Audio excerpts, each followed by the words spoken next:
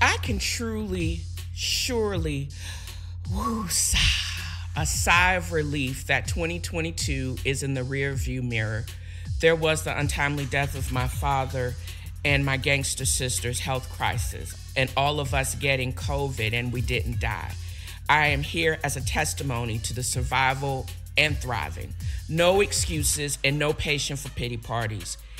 I'm going to be talking about how to glow up as a podcaster or not, good black news and words of encouragement, and shade if you stupid, what I'm reading, the Dallas Cowboys and other things, football and sports, pop culture news, donkeys donking, and side-eye shenanigans. I like the part of the podcast where I talked about over 40 dating and other relationship issues, Quark's Bar, dedicated to podcast, reality, TV recaps.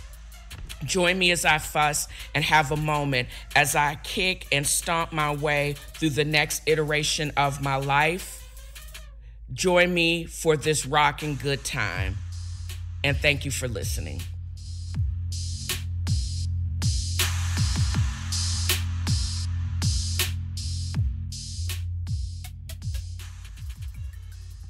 All them white folks scream, thought y'all could run up on our black queen.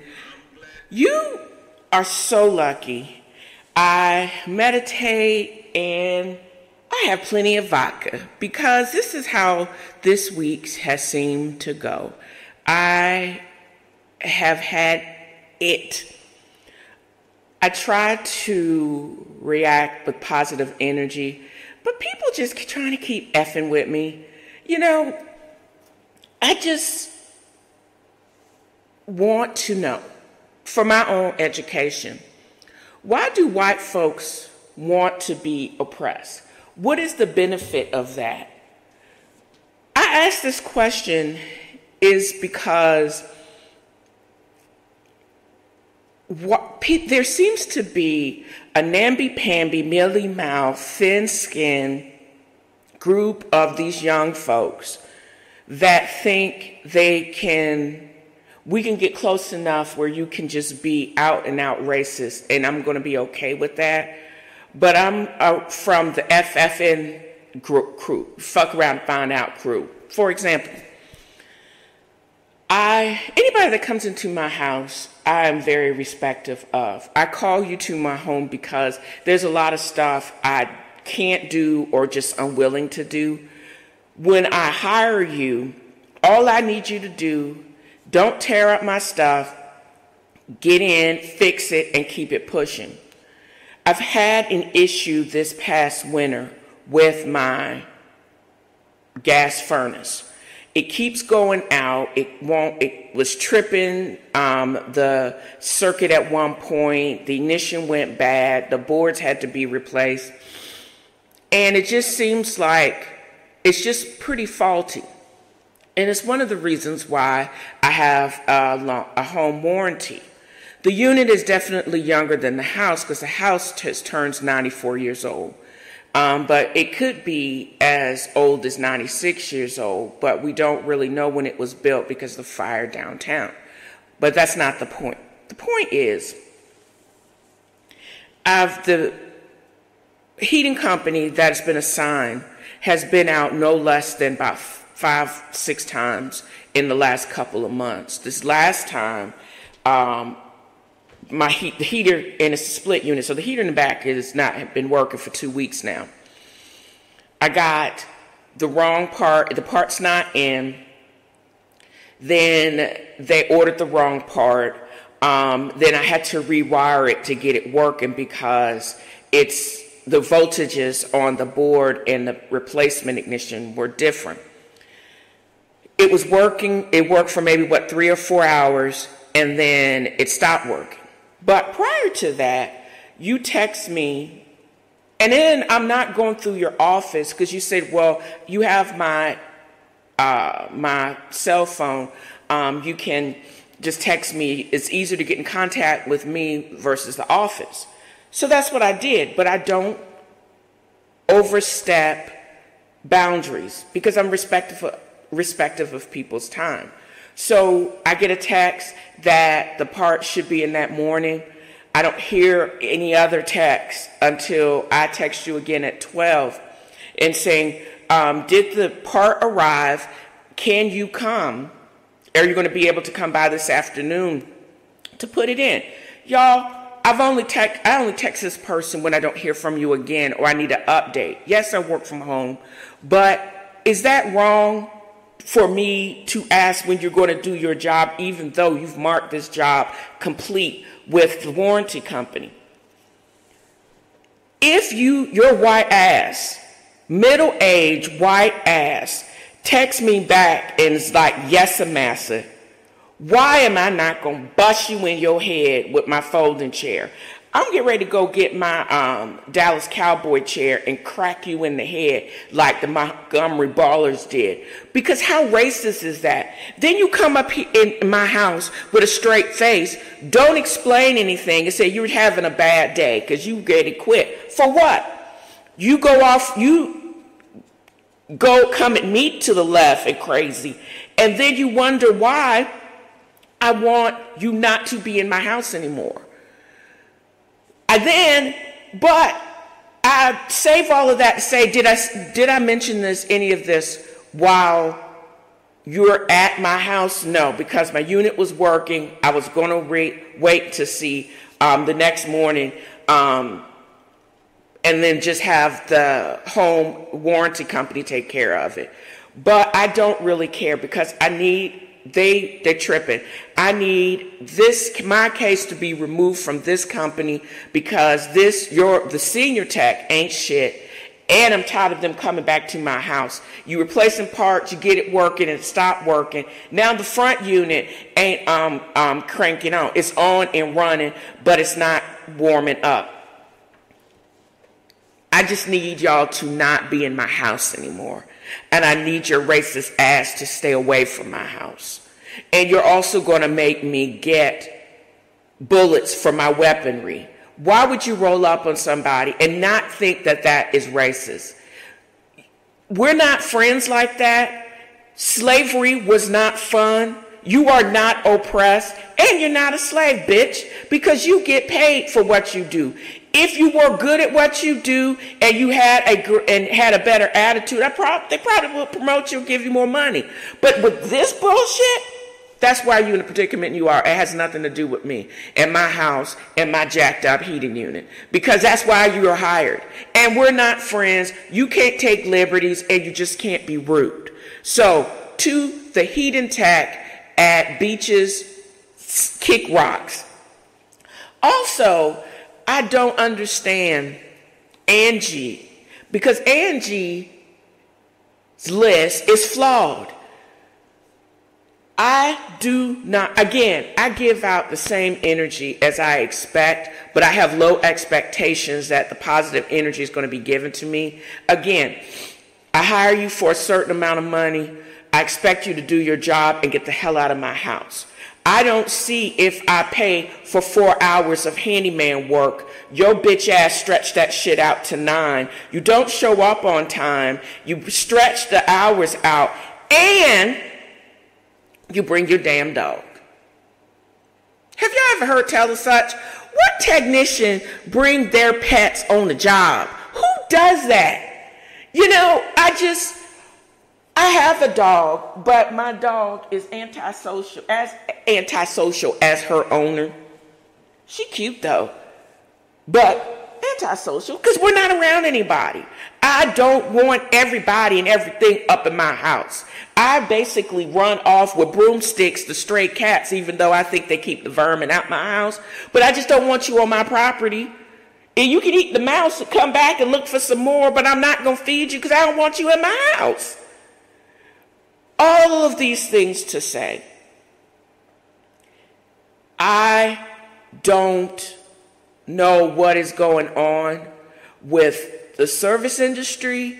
All I know is I'm Gucci. I'm not going to care I'm not going to try to understand what it is. I'm not going to run away from it. And I don't think it is bad to want people to show up on time, do the job that you paid them for, and keep it pushing. But you don't come at somebody. You're being stressed out or overwrought is not an excuse for racism. The words of Martin Luther King and Ralph Abernathy was, racism is genocide. Also, Malcolm X said that. If you want to kill people, be a racist. And you got to be woke. You actually have to be aware of the racism can be expressed in bigotry and classism and these little gigs and passive aggressiveness. And when you stand up for one person because they're thin-skinned, because you're thin-skinned, and it's because the perception of this person, a 5'4", round, middle-aged black woman, ain't got shit for you. I got bad knees and my feet hurt all the time. I'm not intimidating. But when you use those dog whistles like aggressive and abrupt, etc., those are dog whistles, and as such can be racist and can be aggressive when it's perceived by me, bullying as well as harassment. So y'all got to watch yourself. And you also got to also ask and get an answer. Why do you think you're so oppressed? Because somebody is just asking you to do your damn job or updates on things. That's what you're supposed to be able to handle that. So I don't know. Not everybody can be a doctor. Definitely can't be a hospitalist in a pediatric hospital, because the little shit y'all go through, y'all just go wilding out and think like, what's the company that made Ambien told Roseanne Barr, our medication is not your excuse for your racist rant. And the same thing that goes to good old Jeremy at Beaches. You being stressed out through your whoever employs you is not an excuse for racism. And what you said to me was racist, it was offensive, and it will bar you from ever coming back to my house. However, I will drag you online, because you know I got screenshots of what you texted me, and a lot of people are looking for your ass. There are so many woke firsts that have gone on this past week. I have been or had the pleasure of watching the Super Bowl halftime. I think I'm going to have to rewatch it, because the estimates on how many views of the Super Bowl are a little over 200 million. Probably one of the highest watched Super Bowls in the world, or in history, I should say. And don't get it twisted, nobody cared about Travis Kelce or what's her name, Taylor Swift, or if Kansas City. I didn't find out who won until like Wednesday, because I was most interested in the Super Bowl itself. Halftime show. It was also, not only was Usher's Super Bowl party just that, it was also his wedding party. But also there's controversy, because this is, one, his third marriage, and two, he didn't look all that happy, I was told. He's marrying, and he also had this article where he went on and on about his failed relationship with Chili from Left Eye in that group. I'm getting old, y'all, so sometimes I forget like mid-sentence what I'm talking about. But also, ain't too proud to be, no. Well, anyways, she is one of the members of that group from Atlanta, and before the Super Bowl, there was an article that dropped. I don't know if it was Vanity Fair or Vogue, where he goes on that he actually asked Chili to marry him.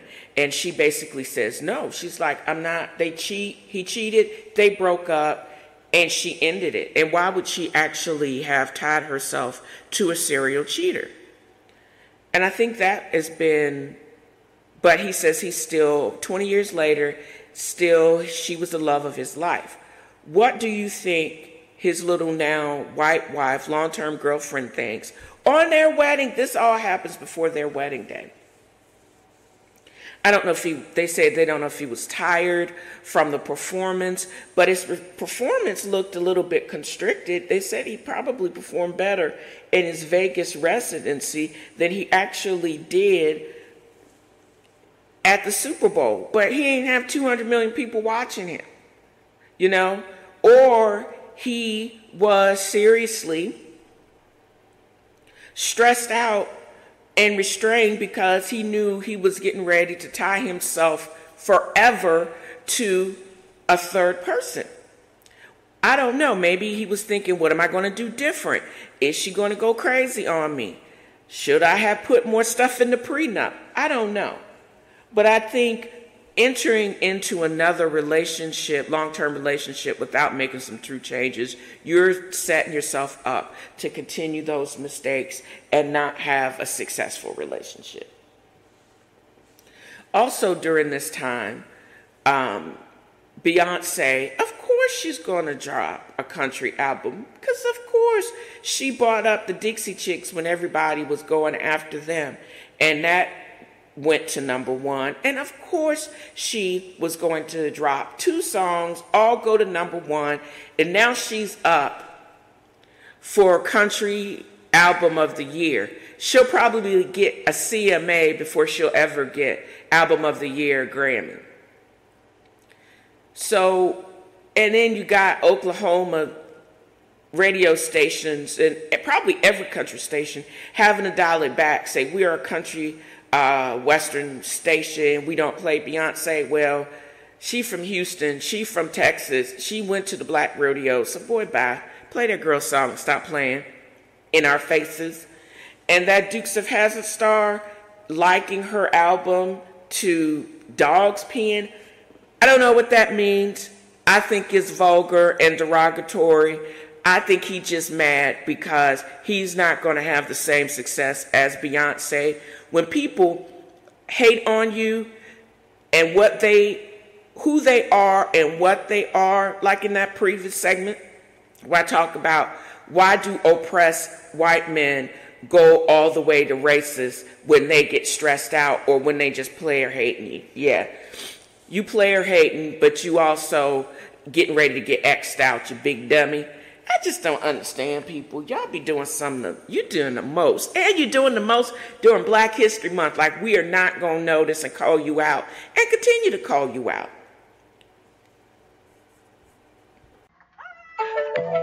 Butterfly in the sky, I can go twice as high.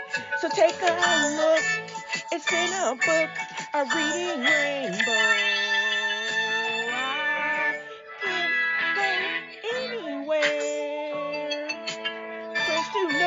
And ways to grow a TNFro rainbow. I can be anything. So take a look, it's in a book, a TNFro rainbow. A TNFro rainbow. A TNFro rainbow. So in this section of TNFroisReading, I decided not to necessarily talk about Queen Coretta Scott for another week, but I should be able to get into that later as I start listening to her autobiography. But I wanted to get a little bit more into King of Life and just talk about the times that he lived in and why people thought that we had time to wait for anything. There is a Netflix special, or I don't know, maybe it's on Hulu, the one night between the meeting between MLK and Malcolm X. They said if the world or the government, in particular the FBI and their shady asses, knew of the power if they were to be able to collaborate, that how powerful that was going to be. Less than a year later, Malcolm X was assassinated. Prior to that, maybe the same year, a little bit later on that year, Kennedy was also assassinated. In March 25th, I believe of 64 or 65, Viola Liuzzo, who was the epitome of the first woke, white, moderate, or liberal, decided that she was going to take her little Oldsmobile and Uber marchers back and forth in Selma. She was stopped by a Klansman on a roadway on her back to Selma, and they murdered her and shot up her passenger. Passengers survived, and of course, they were not going to let that Teamster's wife, mother of 5, murder go unsolved. Slight problem though. The informant, the Klansman that told on everybody, was a murderer. He had been hired as an informant within the Klansmen, had beat up people on the freedom rides, had assaulted and murdered somebody else. Gary Thomas Rowe, Jr., 63, been capping people, black folks, for years, lynching motherfuckers. He gets hired by the FBI, and they said, well, Johnson was like, you gonna hire someone that is going to then join the Klan? And he says, how am I going to solve these murders if I don't have somebody on the inside? So we got to let him go for all these murders he doing unless we going to pull down the Klan. Who does that? And why was he allowed to dictate mess? The more I learn and read, I realize just how much history, either I don't remember it or it wasn't taught. We were not taught about all this illegal crap that Herbert Hoover did in his 40 years running the FBI. I call them the alphabet boys. The issues we're having now in law enforcement, I really think stems from its racist beginnings. From the patty rollers to the guys that ran the slave camp. Not only did they run the slaves, the foreman, but then they ran those chain gangs after emancipation. You can't tell me that one of the highest law enforcement agencies in this country was wilding out and doing all of this illegal crap, and they didn't know that all of these murders weren't going to be taking place. They got millions of reams of paperwork and reports and files on some people that they consider the most subversive in the world. And you mean to tell me they couldn't put those things in place to protect these people? And why is it revolutionary for people to have everybody to have the same equal rights? What is that? So if Martin Luther King had just kept to black folks in the South, but not expanded it because it was true of everybody all over the country, would he have been alive? No, I don't think so, because they were setting him up for the entire movement to fall apart at his death, and they knew somebody was going to murder him, and they didn't think that they had to protect him. Same thing with Malcolm. But just the strength of their martyrdom is what got us where we need. And then we got to stop people like Clarence Thomas and his goons from reverting back to a time that it does not make sense. Who wants to go back to the get out times? I know I don't. So there's so many weird and interesting things happening in the Real Housewife verse. And in this section of the show, I'm sorry, y'all, I had a brain infarct there.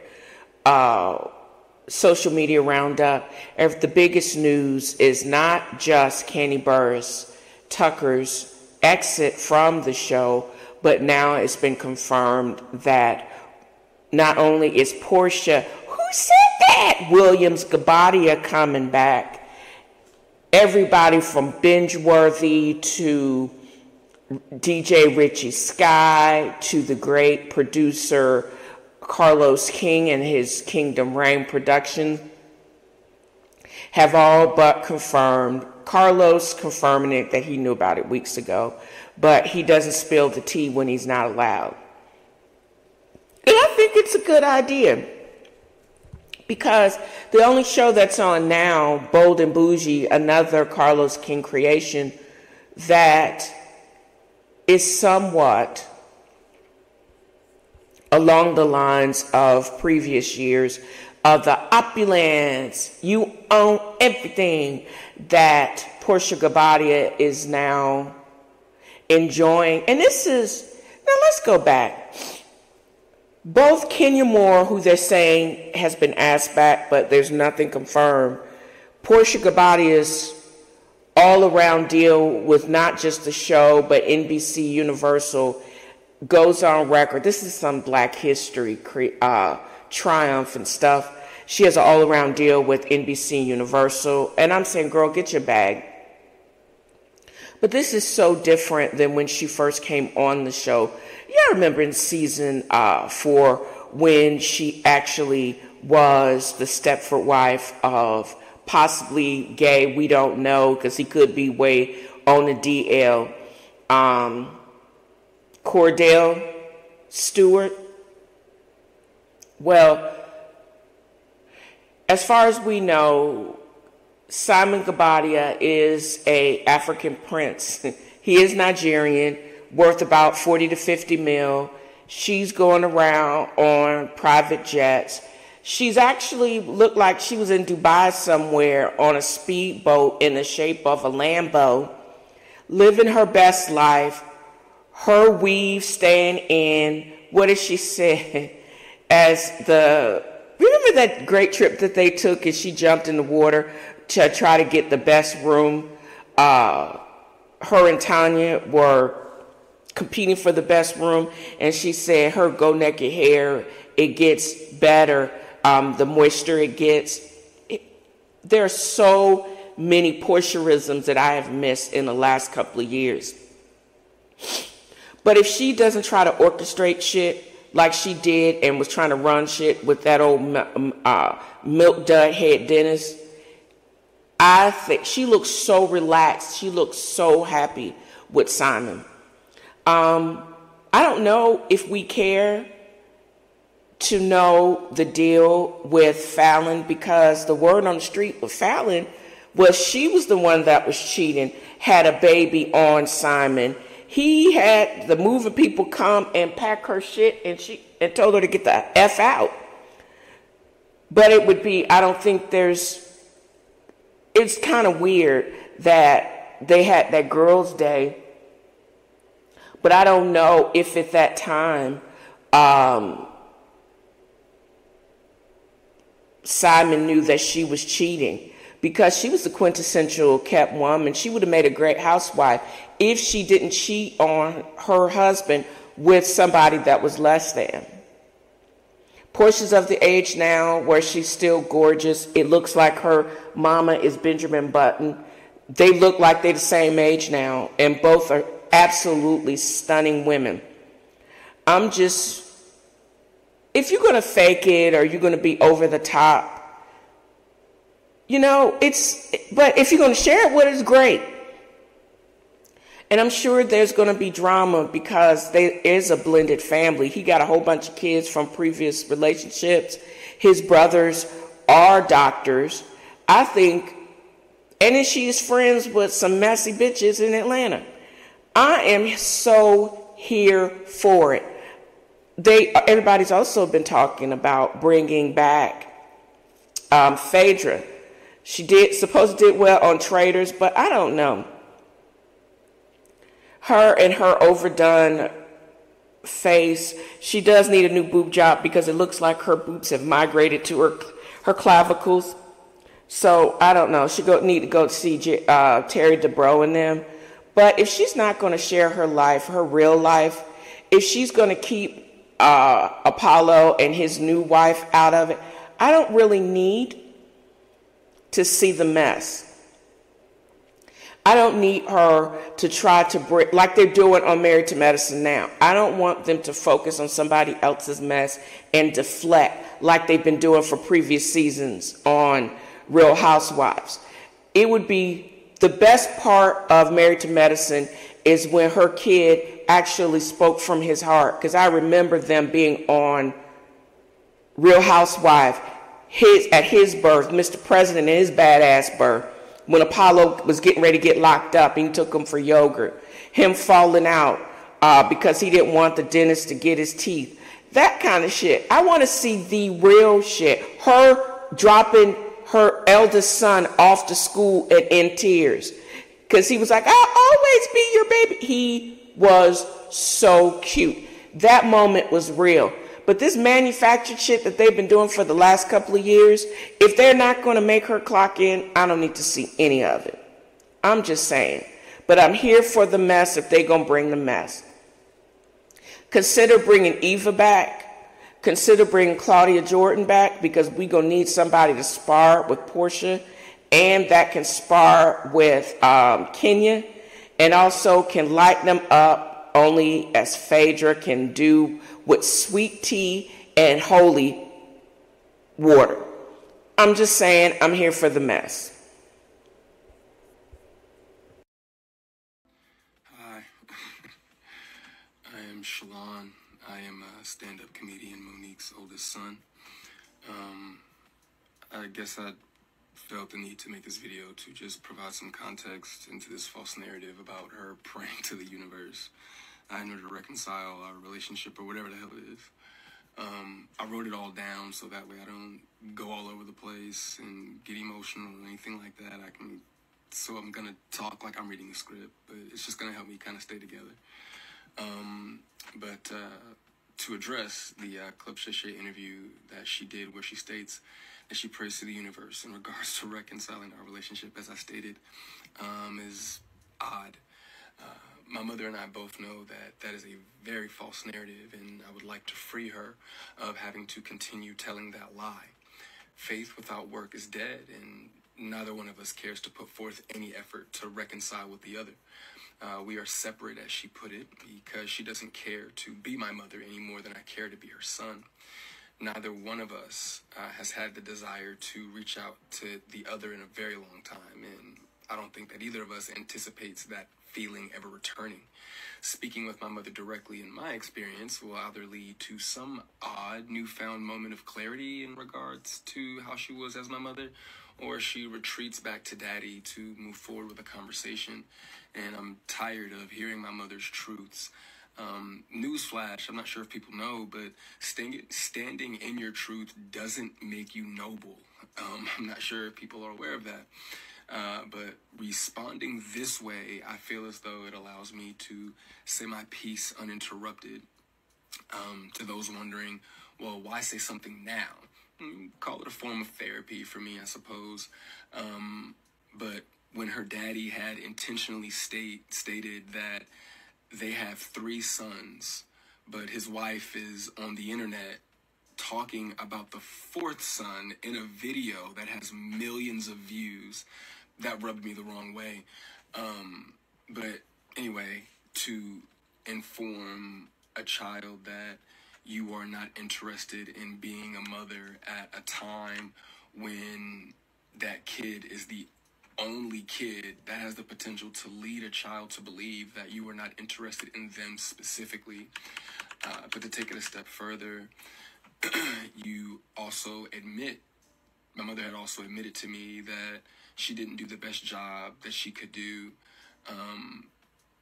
which would also make one begin to question, all of your past decisions and prior emotional interactions.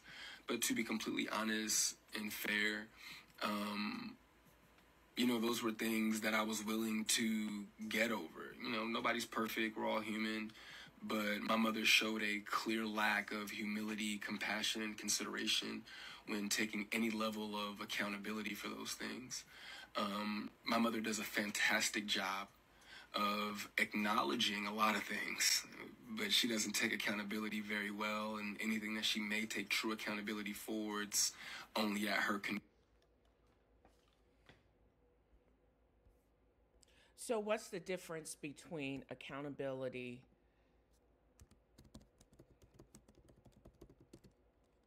definition? I'm looking this up as I'm typing. The fact or condition of being accountable, responsible, okay? And responsibility. Acknowledging.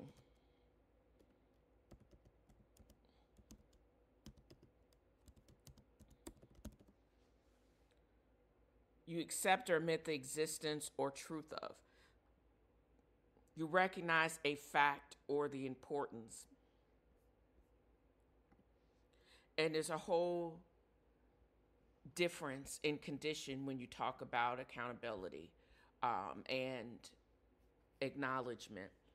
And for those of you that have been following this S show for the past week, that was Shaylin Watkins Jr.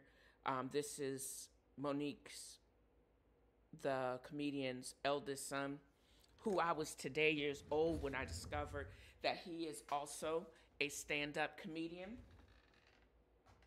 He, as I said, he is a father. He is about 34, 35 years old, and has an acknowledged, estranged relationship from his mother. And it was a lot of truths I believe, in this video, but I still think that familial problems and talking about people's kids when there's obvious issues with them, y'all need to remove the American public or the international public out of y'all group chat. We're good. I find it fascinating, just like when I watch Catfish, I find it absolutely fascinating that people will give up their lives to somebody that and send thousands and millions of dollars to that they've never met. I find it just absolutely crazy. And I would hope that I would never fall victim to it. Somebody attempted to catfish me. I know this is not the purpose of this section, but back at the beginning when I joined Match.com, and this is when I was first in Charlotte. There was a lot going on in 2005. I just realized that. But anyways, you basically put out how much the radius of where you would like to, or how far away you would like to travel to meet someone. The internet was the Wild Wild West. People putting out false stories, pictures that they steal from somebody. Well, this person basically said he was from Statesville by way of Tanzania. And he tried to get me on the hook for either a romance scam or catfishing. And he always wanted, and he thought the only way that you could do this with people at the time would be evidently be satisfied, texting back and forth or using a lot of these platforms to send people, or instant messaging. That would be fine if it wasn't football season. This is at the time when Romo was playing as quarterback for Dallas Cowboys. I'm a hardcore Dallas Cowboys fan. I know they're going to lose in the last 10 minutes. I know I may get kicked out of my hotel room because I was working as a contract provider at the time. But I'm not going to avoid and pay attention and be glued to my phone or my computer to text you while a Dallas Cowboy game on in playoff season. I'm sorry, I'm just not going to do it. I'm not the right person. I don't have the bandwidth or the attention span to be catfish because you ain't gonna talk me to death. Number one, you ain't gonna talk me to death. I'm not gonna do a whole bunch of talking, and you ain't gonna talk. You're just not gonna talk me to death. But I say all that to say, we as Americans and as the general public live a lot of our lives on the internet. What I picked up from this interaction between Monique and her son is he's just over it. Mr. Watkins is over it. He just like, he is in his 30s. He finds it by a form of therapy, meaning I think he sounds like he's done the work, but he also sounds like he's still in pain. And he's basically trying not to be disrespectful to his mama or her husband, who he's considered as Uncle Sidney or Sid for all of these years. And he recently, the boy wanted to call him daddy, but Sidney, in his pathology, I think it's so pathological. Why don't you helped raise this boy, probably was there more so than his daddy was, even though you came to his life when he was a teenager, and probably when he needed a father figure more than his, it sounds like, or there was like a, now that I think about it, there appears to be that Sidney, who is Monique's current husband, and Shaylin's father are good friends, but I suspect Sidney was probably more of a presence and a father figure than Shaylin's father was. Or they were both crap and they did not give this kid the emotional support that he needed, because he acknowledges, he calls daddy daddy. He didn't even mention his own father. There was a lack of fathering, male positive representation, as well as female representation. We also know from previous discussions about Monique and her extended family, her immediate family, that they ain't shit either. The people that gave him the emotional support that he needed, sounded like it was the cousin and other people, but it wasn't the adults that were primary in his life, from Monique, his stepfather, or his biological father. It also appears that he recognizes that it is too late for her to be a mother, and he also needs a mother from an emotional standpoint that I don't believe Monique is willing to give. She's willing to be a victim. And as he says, she's not willing at this time to take accountability. As her child, he does not believe it is his responsibility to reproach her and to be the son that she wants him to be, but she needs to be the mother, because the primary relationship and the figure is she needs to be the mother that he needs from her. But I don't think she has the emotional bandwidth to do that. And he actually seems like he has come to terms with this fact. The whole allegations of emotional neglect, he wants, and this is from someone that, my family is pathologic, but you can't hold people responsible to give you the emotional and psychological support if they don't have those tools in their wheelhouse. You basically have to get your feeling of self-worth, your sanity from within and from some type of strong belief system. And you can't always rely on the traditional family to do that. This is what I was doing when I was 34, 35 years old. We talk about 2004, 2005. I had served 3 years with distinction in the U.S. Air Force. I out-processed, meaning left the Air Force as a major. I had worked as contract pediatric hospitalist for a number of years. Prior to that, went to work full-time at a clinic in Lumberton, North Carolina. At the same time, I actually got my Texas license, and then also renewed my Virginia license. I took a position as a full-time pediatric hospitalist at a hospital, St. Mary's in Richmond. But I was still flying back and forth to Texas to do locums or be a contract physician. And I did that, basically, this back and forth contract physician work all the way up to 2018. Prior to that, I got into IT and did contract work from basically full-time from 2013, also overlapping through 2020. Fast forward, I do what I do now. My first car and every subsequent car, my first house and every subsequent house. I basically had to figure out down payments, knowing what is negotiated, and building a house, selling houses. If you're going to go old, get a warranty. I'm having some issues with my warranty company now on having issues with repetitive on gas furnaces. They are not as dependable as the studies would show, but at the same time, you're only as dependable as your repair company. And that's okay. You just got to basically have the patience to be able to get the right one. And some of these warranty companies hold you hostage to crap repair companies. You got to go through a whole bunch of bureaucracy in order to move on and get a secondary, just like a second opinion, like in a physician's office.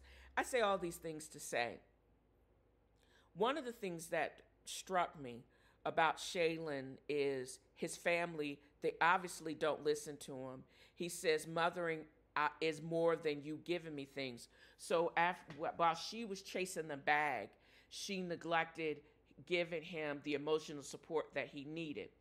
But I'm sure Monique, and she's admitted this, she says, I'm sure she treated this young man just like she treated all other men in her life prior to her current marriage. I'm the one working my ass off. I'm able to give you the $100 and $200 Jordans, the house, the lifestyle, the college education. You can go anywhere you want to. Why aren't you happy with that? Because I would prefer that you were there and you were able to support me in all of these other things that I'm going through. Being a teenager in Hollywood or anywhere, and a black male teenager anywhere in the United States is really hard. So, but if you do not have the emotional bandwidth to be able to support this kid from an emotional standpoint, he's going to feel slighted. That's why he has all of these, probably has psychiatric illness because of all the shit that you did not give him. And if you don't, you basically say, well, he has mental illness. Why does this boy have mental illness? Were you cussing him out? Were you leaving him with other people? Were you making him feel less than? Then y'all basically, when you got married, it sounds like from an emotional standpoint, because you had all these other new kids that you forgot about your older kid. And he felt that you abandoned him. These feelings of abandonment and you not, from an emotional standpoint, be there. If you don't acknowledge at least that, you're not going to get anywhere. And he's basically now at the age 35, dude's tired of talking. You talk and you basically, obviously, are still not listening because it is obvious that he does not want Uncle Sidney to talk for you, but you let Uncle Sidney speak for you in y'all response, which is dumb. Then he points out what y'all gave him from a monetary standpoint. The boy already said, your support and your mothering me is more than what you could give me. That is not what I wanted or needed. I needed you to support me from an emotional standpoint, and it's obvious I need you to actually hear and process what I'm saying. Y'all did the exact opposite. I don't know if you did it for clout or because you basically basically supported or supported what he was saying. You ain't shit. Let's start there. You are selfish, and you letting this dude Sydney take the rap and be a barrier for what you are unwilling or incapable of doing. You pointed out all the shit that you did for the granddaughter, and you point out you negotiate some monetary deal for a car. When I had bought, by the time Duke got his first car, I had 4 cars by then. All because I did it. But that's not what he needed. He needed the emotional support, and y'all are still not doing it. Y'all are still not listening to this flawed and acutely hurt young man. And you keep doubling down on stupid. The difference between being Monique's son, Shaylin, and me as Dale and Cliff Baxter's daughter is, at times, I know my parents did the best that they could. Both are dead and gone now. Taken way, way too soon. However, I did the work, did the therapy, listened to the therapist, and I'm glad I don't have to listen to people taking credit for whatever went right with my life and whatever went wrong with my life. And that's why I think it's important that if you listen to this young man's message in the rest of his YouTube, it is apparent that he needs his parents to listen to him, but they need to take this message offline or just take us out the group chat. This is one of those instances where I find it completely fascinating, just like I watch Catfish. But at the same time, I'm going to need y'all to take me out the group chat because, one, it's sad, but I don't see any resolution with this anytime soon because it appears at 35, dude is tired of talking. He's a grown-ass man. He got his own kid. He's trying to figure out how, and he said this, I found this to be poignant. His mother taught him how to be on top and how not to love. And I don't see any resolution with this, but the next time y'all need to update me if there is resolution, because this back and forth, and it's obvious we're not going to get to some type of resolution. It's just like reality TV at its worst. If there's not going to be a resolution or some other type of positive outcome, take me out the group chat because I don't want to. I don't need to know any of this.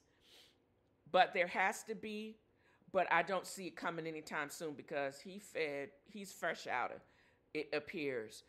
And as her son, he does not think it is up to him to come to her. That is a diva's response to how everybody approaches them. And he was basically straight up. He says his stepbrother's interaction and love for their mother is not his experience, and he hopes that it continues to not be his experience.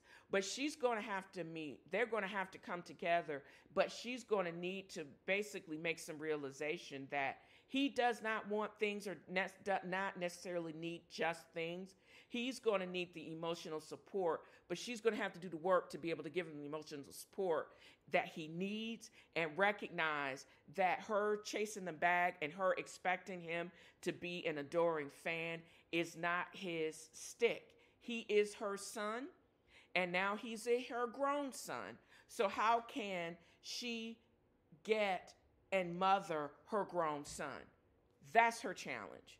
And until they figure that out, I'm not going to go looking for another updated YouTube channel. I'm not going to look for another Insta post. I'm not going to need any of that. I wish all of them well. And I'm going to probably go to TikTok to see if he is a good on the level of Cat Williams type of stand-up comedian, or does he need work? But this other familial stuff, beat me or set when the resolution comes. Did I mention Beyonce has released a country album that's #1 on the charts and has been out for 15 seconds? Has more streaming, and what's his name? Tom Snyder from Dukes of Hazzard made some derogatory equivalent that was racist, and it was player haterism, because I'm sure he's released some stuff that will never do anything as well as Beyonce, who epitomizes country. Boy, bye. Just because she has her beehive, she sold a gabillion records, doesn't mean she won't be as successful or just as successful or even more successful in a genre that we created. So you could go suck on lemons and keep it pushing.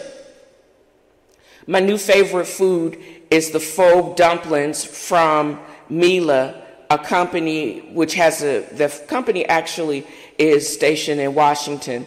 And I don't know why I wasn't aware of soup dumplings prior, because I did go have dim sum when I was in San Francisco a few years ago, but I still can't say that they weren't as good as what I'm eating, these frozen joints that I ordered from this company. So much so that the usual gyozo that they have at places like Banchan and other Asian fast food restaurants don't compare. But you should, if you can figure out a way to get these types of dumplings in your shop and steam them up and get the crunchy stuff, you need to go head on and do that for real.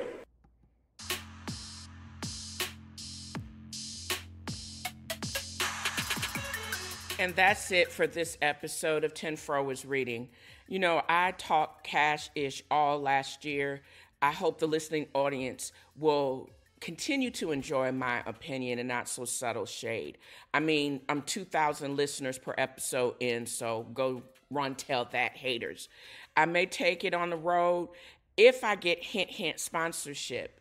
Navigate to DalesAngelsInc.blog for swag and extended podcast notes. Don't forget to hit like or leave a 5-star review. It gets me on top of the algorithms, and it may just get you on my show. 2023's motto is boss up and get the bag. And as always, tell a friend, and thank you for listening.